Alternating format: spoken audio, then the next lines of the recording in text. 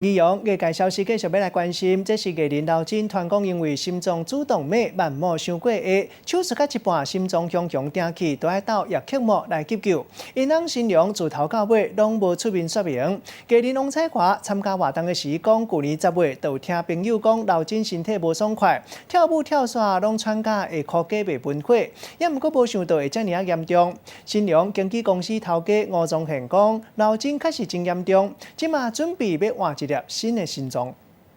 我只能说蛮严重的啊，真是蛮严重的，所以我不断的，几乎每天都会为他祷告。讲到国标女王刘真上新的情形，吴宗宪是满面忧愁。进一步讲，刘真目前已经将叶克膜提掉，要等换心脏。叶克膜已经拿掉了，不用叶克膜，在等待要移植心脏，所以他们只能先用人工心脏。目前家属拢咧等换心脏的机会，希望病情会当赶紧好起来。刘真进前传出因为心脏主动脉瓣膜较狭小来动手术，伫咧过程当中心脏停去，赶急来咧抢救。代志爆出来了后，伊的翁婿新娘无对外口来联络，一经担起照顾的责任。觉得非常的难受，因为小朋友还那么小，如果要靠新龙哥一个人在照顾小孩又照顾他，真的是蜡烛两头烧啦。为着专心来照顾家庭，目前新娘的演艺事业全面来停工。不过，演艺界好朋友王彩华是讲，刘真的身体甲亲像一个旧年都无啥好啊。听到10月份他好像身体已经有一点点不舒服了，好像